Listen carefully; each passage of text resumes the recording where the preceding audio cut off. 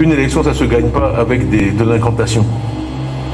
Je peux sauter comme un cabri, dire élection, élection, élection, c'est pas ça qui va nous faire gagner l'élection. Une élection, ça se gagne par le travail de détail. On a parlé du maillage tout à l'heure. Oui, on a 25 400 et quelques bureaux de vote, on a 35 000 comités de base.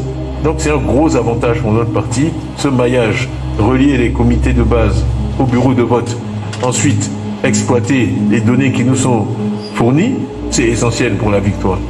Et ce que j'ai voulu faire dans ce voyage, au début ça n'a pas été compris, des meetings, franchement, tout le monde sait que le PCI s'est organisé des meetings. On peut faire des meetings continuellement jusqu'au 25 octobre 2025, c'est pas ça qui va nous gagner l'élection. Donc on a dit tout à l'heure, visite technique, visite de travail, oui. C'est une visite technique, c'est une visite de travail, c'est pour aller dans les centres électoraux. Regardez, dès le premier jour, on a eu un impact. On a eu la gratuité du certificat de nationalité. On a eu l'accord pour qu'on puisse s'inscrire avec un récépissé de carte d'identité. Et tout le monde sait à quel point ça a été difficile pour certains groupes d'avoir leur carte d'identité.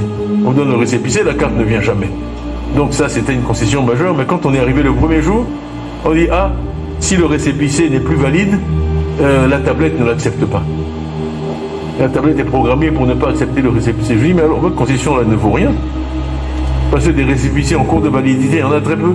La plupart sont périmés. Les gens sont allés chercher leur carte, ils n'ont pas eu leur carte. Et là, c'est la machine. Bon, peut-être vous avez vu sur les écrans la petite discussion qu'on a eue. On a agi, vous avez vu que dès le lundi, il y a eu un communiqué disant que maintenant, les récépissés sont acceptés, quelle que soit leur date. Mais si j'étais resté couché à Abidjan, ça ne se serait jamais passé. Après une semaine, on m'aurait signalé le problème. Après une autre semaine, j'aurais réagi.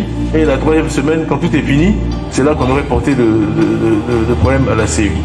Donc vraiment, le travail de terrain, moi dans tous mes jobs, que ce soit aux grands travaux, ça, j'ai toujours été sur le terrain, sur le terrain, sur le terrain. C'est pour rester dans des bureaux, lire des rapports, on n'a pas besoin de dirigeants ou de leaders.